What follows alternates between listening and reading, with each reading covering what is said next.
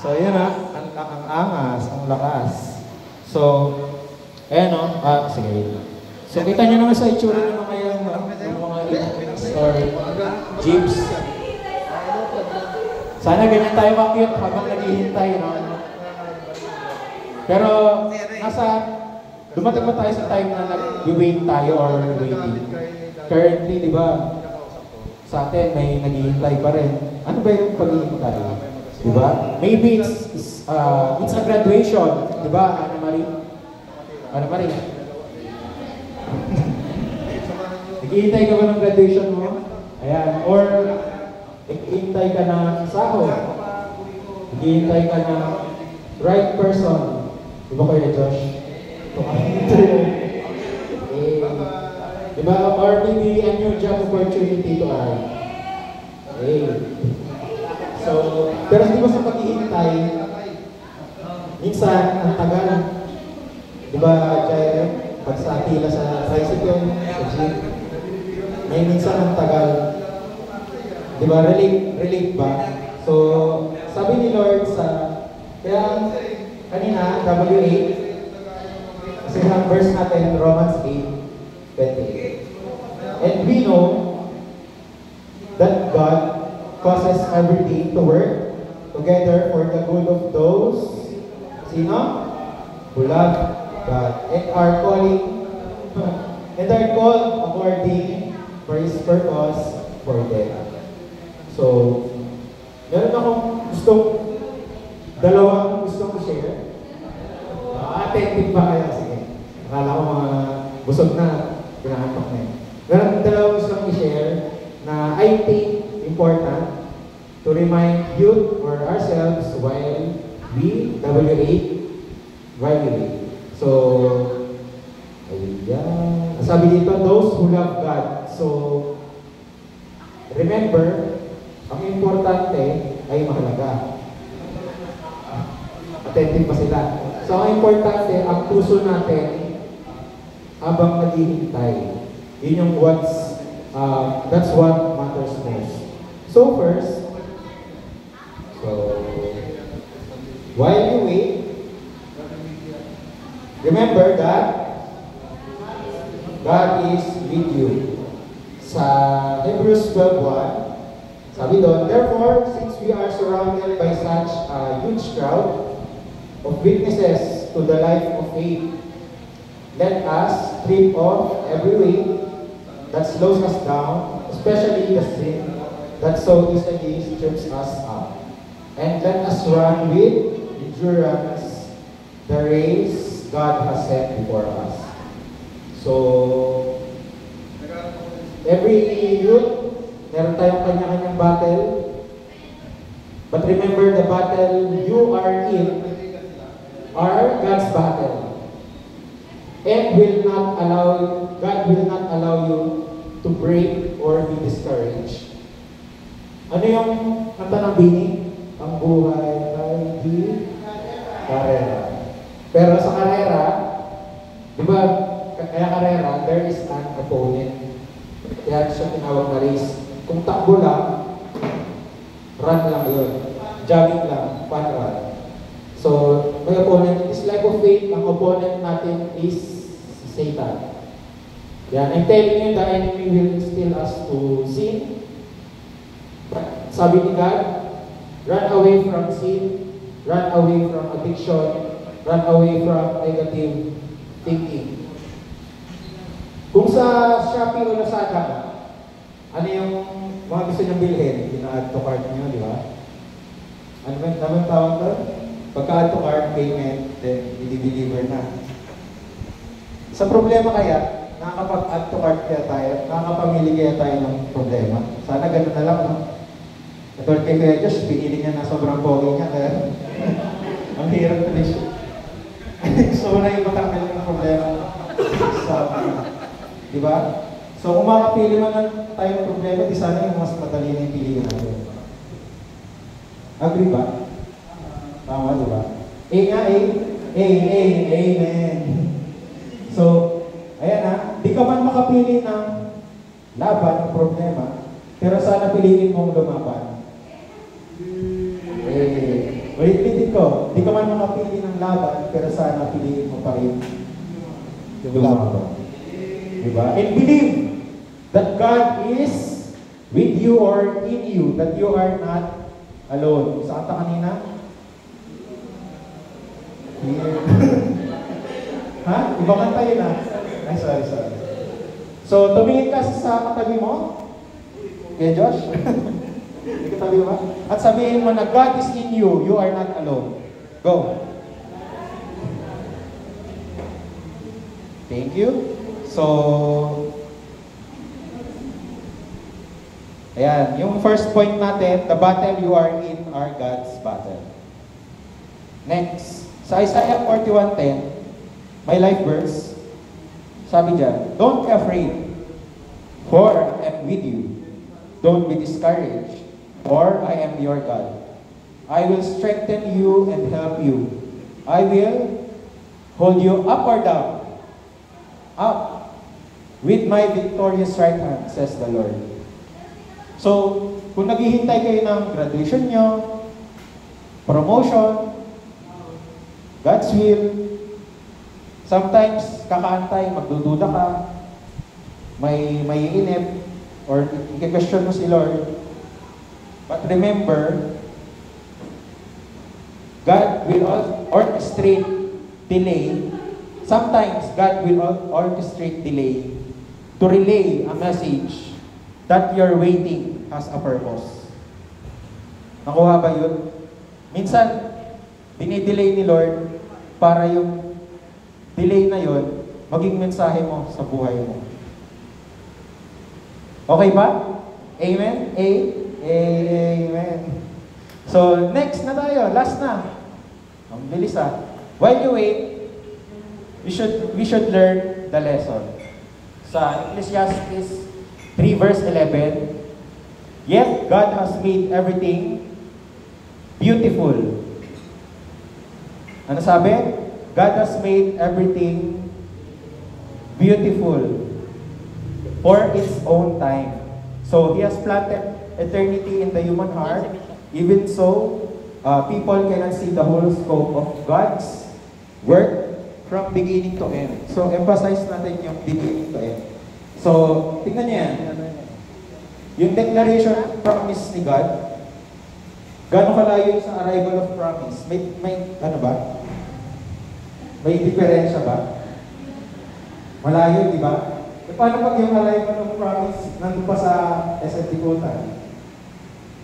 So, napakalayo. E, minsan yung arrival of promise, nakadikit. So, ibig sabihin, sinagot agad ni Lord. So, iba-iba. So, tignan nyo na lang, paano kung nasa SM Tikutan yung pagitan na yan? Yung declaration of promise. Then yung arrival na sa SM Tikutan pa, ang layo. So, yung distance na yon, nakakatakot, di ba? Or, yun yung kinakasabi ko kanina, nagda-doubt ka na. Since pinag-pray mo, si Lord nag-promise, pero hindi pa sinasagot. Ano yung tinuturo sa atin ni Lord? Hindi immediate lahat. Hindi agad-agad makukuha. Pero sometimes, we are focused on the timing, or we are focused on the promise. Nakakalimutan natin yung timing. Diba? God's time pa din yung important. So, God wants us to learn something. Kasi nga, kitatan mo nga yung katabi mo, sabihin mo, God wants you to learn something. So, He wants us to develop our character so that our faith would be bigger than our fears. Ang faith kasi, hindi siya yung ginusto mo, gusto ka na agad. Diba? Porque gusto ko na agad, natatawa sino yan? Si Lucy. So, gusto mo agad ng sapatos, gusto mo mabigay agad, gusto mo agad ng jowa, mabigay agad. Hindi. Gusto natin, Lord, ngayon na. Di ba? But, ayun nga, ang real faith is believing that God's plan for you is the best. Yun yung tunay na faith. Diba? Faith may not change God's plan, but it may change me and you. Yun yung learning process. So, in the uncomfortable distance of the declaration of promise and the arrival of promise, for sure, sa gap na yan, may ginagawa si Lord sa kanya-kanyang buhay. Meron siyang dinidevelop sa atin. That faith will change me and you. That faith will fix me and you. And that faith will develop me and you. Question for, kamusta na yung pananampalataya sa Panginoon? Ano yan, pag-isipan niyo. Are you learning the lesson while you wait? O, tignan mo ulit yung katabi mo, kalmado ba? Umabot siya, kalmado, inaantok na. Mukha namang ligtas. Nakasmile? Mukhang lumaban? Mukhang naghihintay na matapos yung message. Lapit na. Waiting matapos. Gusto naman tulog. Kasi pasok na naman bukas. So, ayun o. Pero, humingiti-ngiti yan, pero maraming tanong sa isip yan. At marami ang iniisip na problema, dinanakit, at kung ano-ano pa man. So, ito yung lessons na gustong ituro sa atin ni Lord. Number 1, ay basahin mo natin sa Isaiah 60:22b. At the right time, I, the Lord, will make it happen. So, number 1, while you wait, learn the lesson that God is always on time. Hindi siya late, hindi siya sakto lang based sa kanyang plano. And waiting is God's way of seeing if we will trust Him before we move forward or we can progress sa ating mga pinagpipray or ating mga pinaglalaban. And remember, most of the time, we are careless because we are prayerless. We act based on compulsion, based on the trend. Hindi na minsan pinagpipray yung mga bagay-bagay, yung mga pangarap natin sa buhay. So, ang ganda pang hawakan yung kaninang verse. Promise yan sa Bible, yung Isaiah 60:22b na sinasabi sa atin na God is working and paano kumilos si Lord sa buhay natin is kailangan nating i-claim na at the right time, sabi ni Lord, He will make it happen. So, yan. James 5:7. Ang tinuturo naman sa atin dito is, be patient as you wait for the Lord's return. So, in example na lang dyan yung farmers na nag-wait sila ng rain. Ay, sa kanta ulit kanina, bring the rain. Bring the rain. So, nag-i-wait sila mag-fall yung rain, they planting a seed of faith. Ganon din sa atin. Ang sabi ni Lord, just be patient. Hindi ka maging pasyente maging pasensya. Or hintayin mo, as you wait, your heart should be filled with expectation. As you wait, your heart should be filled with joy and with hope. So, as we believe that Jesus will return, be patient as you wait for the Lord's return, we expect that God will answer our prayers. Minsan, anytime and any moment, sagutin ni Lord. Sabi nga sa example ko na, minsan matagal. Or suddenly, God can heal me or you in instant. God can restore you. And God will answer our prayers. So, as we wait or as I wait, I believe that God can make it happen just like that. Or as we learn to wait, marirealize natin na, ay, dito na pala yung pinagpipray ko or wini-wait ko dati. So, I would like to end this exhortation with these verses from Psalms. Story nito ay si David ay hinahabol siya, soon to be king kasi siya ng Israel. Tapos, nagselos sa kanya si King Saul, gusto siyang papatayin. So, ito yung naging prayer ni David. Yeah. So, sa verse 3, but when I am afraid, I will put my trust in you. I praise God for what He has promised. I trust in God, so why should I be afraid? What can a mere mortals do to me? Sabi pa ni David, you keep track of all my sorrows. Sabi, you have collected all my tears in your battle. So lahat ng luha natin, kinokolekta mo lang ni Lord. Yun yung in-example ni David. So you have recorded each one in your book. My enemies will retreat when I call you.